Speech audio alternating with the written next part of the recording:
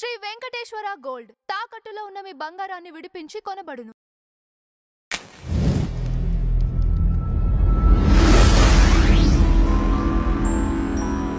ఇక్కడ సెట్కి వెళ్ళారు. అవును.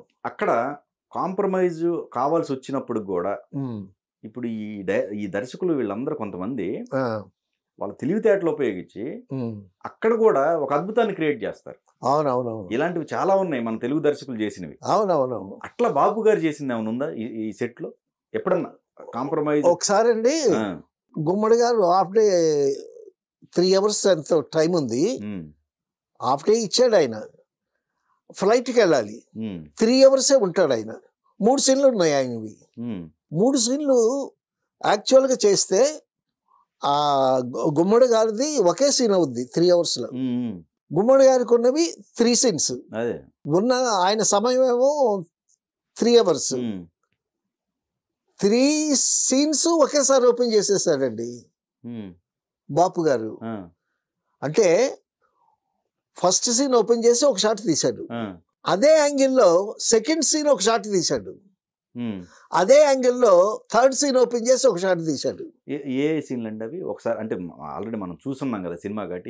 అదే గుమ్మడి గారి సీన్లు జమున గారితో ఉన్న కాంబినేషన్ లో ఆయన ఫ్లైట్ కి వెళ్ళిపోవాలి. 3 సీన్లు ఉన్నాయి. అలాగా ఇప్పుడు ఏంటంటే గెటప్స్ అవన్నీ ఒకేలాగా ఉంటాయి కదా, ఆర్నమెంట్స్ పంచెలు డ్రెస్సులు అన్ని ఒకేలాగా ఉంటాయి. కాబట్టి ఏంటంటే 3 సీన్లు ఒకేసారి ఓపెన్ చేసి ఫస్ట్ సీన్లో, సెకండ్ సీన్లో, థర్డ్ సీన్లో ఒక షాట్ తీసేశాడు. తర్వాత మళ్ళీ ఫస్ట్ సీన్ సెకండ్ షాట్ తీశాడు. అలాగా మేము రాసుకోవటానికి డిస్క్రిప్షన్ నోట్ చేసుకోవటానికి తెచ్చేవాళ్ళు ఏ సీన్ ఏమిటి అని. కానీ నేత్రానందంగా ఉండేది. చాలా అలర్ట్ గా ఉండాల్సి వచ్చేది.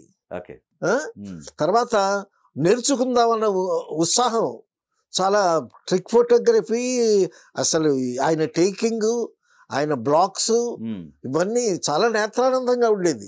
చాలా ఉత్సాహంగా పనిచేసేవాళ్ళం మేము కూడా. తర్వాత అందులో అర్జా జనార్దన్ రావు గారు ఆంజనేయుడి వేషం వేశాడు. ఆంజనేయుడి వేషం వేసి చాలా నిష్ఠగా ఉన్నాడు. అదే అర్జా జనార్దన్ రావు గారు గుహుడు వేషం వేశాడండి. గుహుడు వేషం వేశాడు. ఆ గుహుడికి ఒక పాట ఉంది. ఇప్పుడు నదిని దాటించాలి గుహుడు. రామలక్ష్మణ సీతని రాముడిని పడవలో ప్రయాణం. అప్పుడు ఒక పాట ఉంది, రామయ్య తండ్రి ఓ రామయ్య తండ్రి మా నోములన్నీ పండినాయి రామయ్య తండ్రి మా స్వామి వంటే నువ్వేలే రామయ్య తండ్రి అని కొసరాజు గారు రాసిన పాట. ఫోక్ సాంగ్ అది. ప్రతి రచయిత ఒక పాట రాశాడండి ఆ సినిమాలో. నారాయణ రెడ్డి గారు రాశాడు. పాటల అర్థాలు కూడా మీరు ఒకటి నాకు ఎక్స్ప్లెయిన్ చేస్తా అన్నారు. ఏది ఆ చరణ పల్లవి. అవును. ఒక్కొక్క పాటకి ఇంత మీనింగ్ ఉంది ఆ వర్డ్స్ కానీ అని చెప్పి. అవును. ఇప్పుడు రామాయణంలో పాటల ప్రోగ్రామాన్ని ఒక రోజు పెట్టుకుందాం. ఓకే. ఎందుకంటే ఇది తెమలదు సంపూర్ణ రామాయణం, ఇది సంపూర్ణ రామాయణం. Okay, right. ఆ శబరి పాట రాముడు లక్ష్మణుడు రాముడు ప్రక్కనే ఉంటాడు. ఈ పాట అంతా బైహార్ట్ చేయించావు. ఎవరి చేత? గుహుడు చేత, అర్జా జనార్దన్ చేత. పాట అంతా బైహార్ట్ చేశాడు ఆయన. ఆయన పాట పాడుతుంటాడు. ఈయన పడవెక్కించుకొని కెమెరా, మేమందరం ఒక పంటలో ఉన్నాం. అర్జా జనార్దన్ రావు పడవ నడిపేవాడు, గుహుడు పాత్ర, రాముడు పక్కన సీత, వెనక లక్ష్మణుడు నాగరాజు నిలబడి ఉన్నాడు. సో ఈయన పాట పాడుతున్నాడు, పడవలాగా వెడుతా ఉంది. మేము ఇలాగా ట్రావెల్ చేసాము. ఒక ట్రాలీ షాట్ అయిపోయింది ఈ నది ఒడ్డు నుంచి గోదావరిలో. ఈ చివరి నుంచి ఆ చివరి వరకు ఒక లాంగ్ షాట్ తీసేశారు. మళ్ళా పడవిటి వచ్చి మళ్ళా పంట వచ్చి ఒక మిడ్ షాట్ ఒకటి తీశారు. మళ్ళీ ఆయన పాట అంతా బైహార్ట్ చేశాడు కదా. సో ఈయన పాట అంతా పాడుతున్నాడు. సీతారాముడు ఉన్నాడు, వెనకత లక్ష్మణుడు ఉన్నాడు. ఆ మిడ్ షాట్ ఎలాగా ఒకటి తీసాం. అలాగే క్లోజప్, రాముడు క్లోజప్, సీత క్లోజప్, ఈ క్లోజప్ ఇలాగే. సో 3 సార్లు ఆ చివరి నుంచి ఈ చివరి వరకు పడవ పంటు వెళితే గూడు పాట అయిపోయింది. సో గుమ్మడి గారి 3 సీన్లు ఎలాగైతే ఓపెన్ చేశాడో ఇక్కడ పాట కూడా అలాగే అయిపోయింది. నేను కొన్ని షార్ట్స్ సెట్లు తీసారేమో అనుకున్నా. లేదు క్లోజ్ ఏవైతే ఉన్నాయో లేదు అవి జనరల్గా చేస్తూ ఉంటారు, అట్లాంటి తీస్తుంటారు కానీ మీకు తేడా తెలిసిపోతుంది, బ్యాక్గ్రౌండ్ తెలిసిపోతుంది. Okay right. ఇప్పుడు అవుట్ తీసిన దానికి మ్యాచ్ కొంచెం చిన్న వేరియేషన్ ఉంటుంది. కరెక్ట్. ఎక్కడ కాంప్రమైజ్ క్వశ్చన్ లేదండి, ఎక్కడ కాంప్రమైజ్ అవడాయన మంచి స్పీడ్ కదండి వర్కింగ్ అయితే. తర్వాత రాముడు శోభన్ బాబు ఫస్ట్ డే షూటింగ్ వచ్చారండి. షూటింగ్ వచ్చిన తర్వాత 6 o'clock 50 years అయిందండి సినిమా వచ్చేసి. 50 years అయింది నేను సినిమా చేసి. నేను రాత్రి రెఫర్ చేసుకుంటుంటే 50 సంవత్సరాలు అయిందా రామాయణం తీసి. సో కొన్ని జ్ఞాపకాలు కూడా మరుగున పడిపోతున్నాయి. 6 o'clock వెళ్ళిపోయినట్టున్నాడు శోభన్ బాబు గారు. ఈ సినిమా నుంచి 6 తర్వాత షూటింగ్ చెయ్యను అనేదో డెసిషన్ తీసుకున్నట్టున్నాడు ఆయన. వెళ్ళిపోయాడు. వెళ్ళిపోయిన తర్వాత నెక్స్ట్ డే షూటింగ్ వచ్చాడు.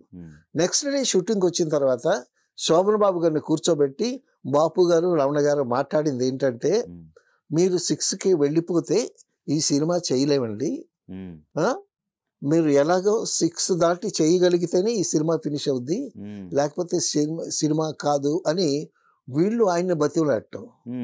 ఆయనేమో మీరు నన్ను బతిమలాడబాకండి అని ఆయన కళ్ళనీళ్ళు పెట్టుకోవటం. మేము చూసి వాళ్ళు ముగ్గురు కళ్ళనీళ్ళు ఆడవాళ్ళలాగా ఏడవకపోయినా సరే ఆయన్ని వీళ్ళు బతిమలాడటం, వీళ్ళేమో ఆయన బతిమలాడటం. సో ఆ సినిమా పూర్తిగా 9 గంటల వరకు చేశాడు శోభన్ బాబు గారు. తర్వాత 6 గంటలకి తర్వాత ఏ సినిమా పని చేయలే. సో ఆ విధంగా అందరూ కోఆపరేట్ చేశారు. శోభన్ బాబు గారు తర్వాత కైక వేషం వెయ్యను అన్న జమున కైక వేషం వేసింది. అంటే ఈయన కన్విన్స్ చేస్తారు ఎవరినైనా సరే, ఏదో ఒక కన్విన్స్ చేస్తారు. ఆ కన్విన్స్ చేయటంలో ముందు ముళ్ళపూడి వెంకటరమణ గారు ఉంటారు, ఆయన మాట్లాడుతుంటాడు, ఈయన పక్కన ఉంటాడు. సో వాళ్ళిద్దరూ బాపు రమణ గారు అండి, వాళ్ళిద్దరు 2 in 1, 1 in 2 అండి. కరెక్ట్. ఏది మాట్లాడినా ఇద్దరి గొంతు ఒకటే. ఆ గొంతు